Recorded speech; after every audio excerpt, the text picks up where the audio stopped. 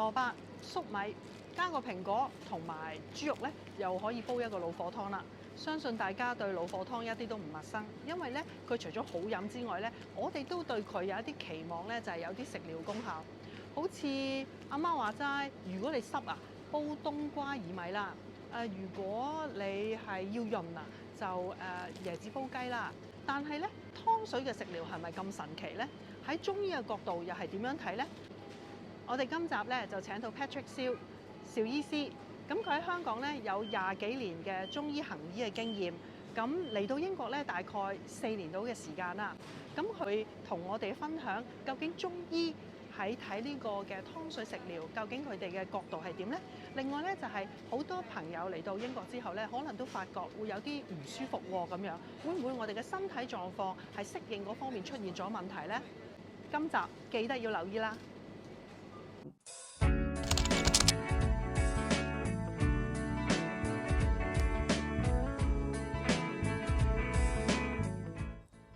咁咧過到嚟咧英國咧，有時令到我哋好困惑咧，就係唔知點解好似病又病多咗咁樣。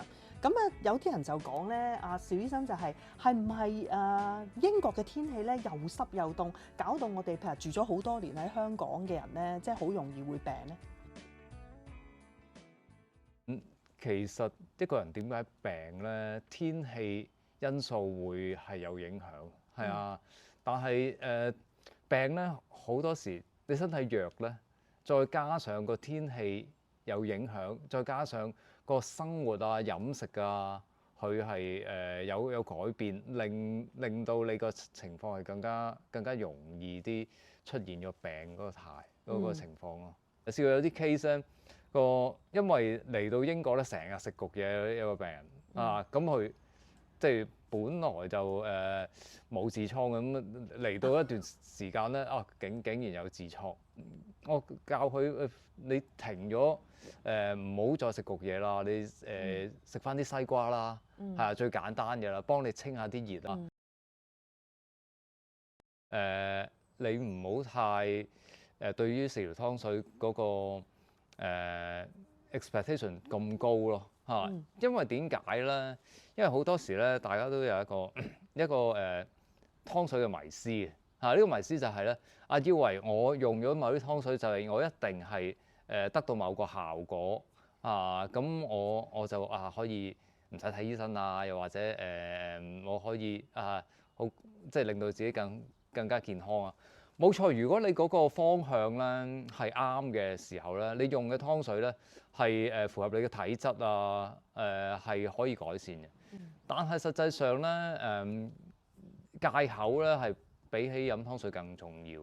因為點解咧？你要搞壞個身體咧，其實係好簡單。你食錯啲嘢咧，咁已經係可以達到呢個目的嘅啦。一日已經搞掂啦！即係好快㗎！你我係咁，譬如係咁食一啲涼嘢啊、凍嘢啊，咁一啲脾胃唔好嗰啲人咧，就好容易係肚痛啊，又或者有少腹瀉啊，又或者佢個本身係有啲哮喘底嘅，佢飲咗少凍嘢咧，佢就好容易挑起佢嗰個病根啊，係出現引致到佢喉嚨痕咳啊，又或者舊病復發啊。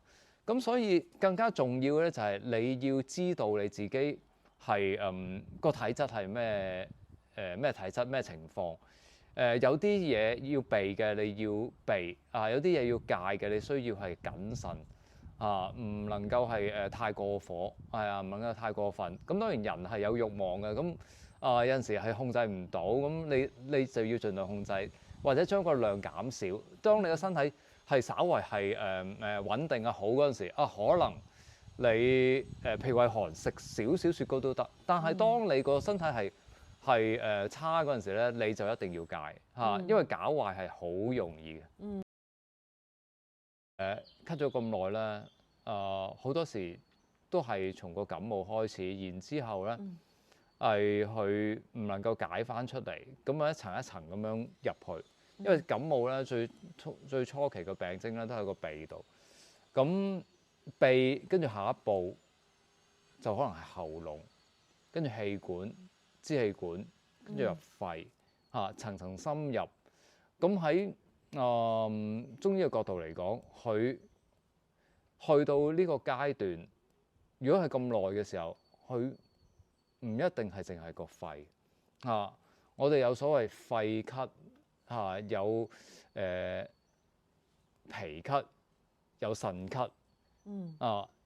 因為有一句説話叫做五臟六腑皆令人咳，非獨肺也。即係話咳唔一定係淨係個肺嘅問題，佢可能係心肝脾肺腎都係已經係影響到。咁而點解出現呢個情況咧？就好多時係個時間耐因為個身體係五臟六腑係相連噶嘛一環一扣一環。咁我哋中醫有陰陽五行學説，咁佢五行係相生相克嘅。你一個臟腑有問題，個肺有問題，佢就會影響到第二度㗎。好似連環咁樣，佢到最尾對一個好比較後嘅階段咧，佢多數都影響到個腎。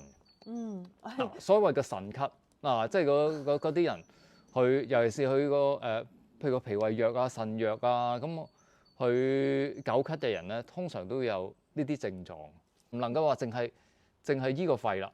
即係如果你就咁用一啲普通嘅止咳藥，譬如有而家好多成藥啦，中成藥有止嗽散啦，咁你就咁用止嗽散咧，可能根本一啲效果都冇嘅。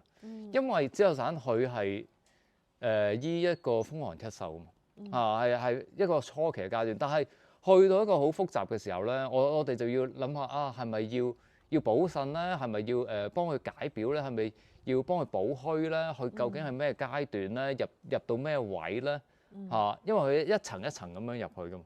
咁變咗我哋要醫咧，就可能要一層一層咁樣拱翻出嚟、褪翻出嚟。咁呢個係需要一個過程咯。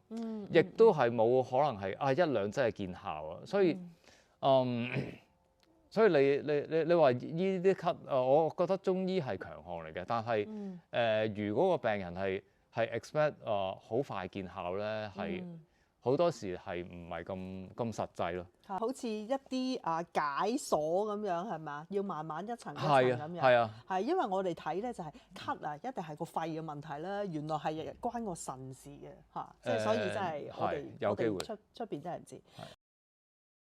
如果係個人弱嘅，咩叫個人弱咧？就係佢通常指個陽氣唔夠陽氣唔夠，個人弱怕凍咁佢變咗佢自己本身嘅陽氣唔夠啦。因為中醫係好講究嗰個陽氣噶嘛，個人壯唔壯啊，就係人以陽氣為本咯。你陽氣唔夠，你再加啲凍嘢落去，你諗下一啲杯凍嘢，佢嘅溫度係幾多可能低過10度，可能得幾度。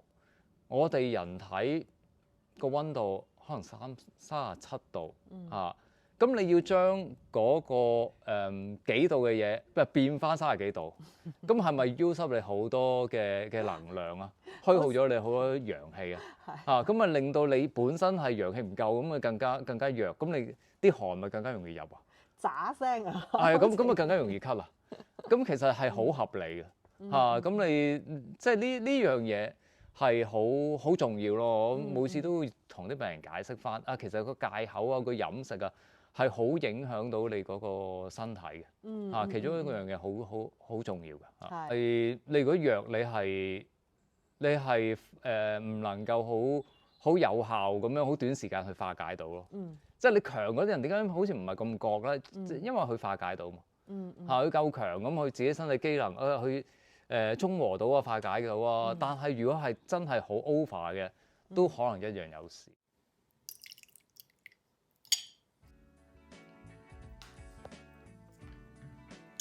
無論老火湯嘅功效係咪真係咁神奇，我哋仍然咁中意飲，因為佢起碼可以解決一樣嘢，就係思鄉之情。留意我哋嘅健康 ，if not now when？ 唔通等到你年紀大嘅時候先至注重健康咩？我飲埋碗湯，下次再見。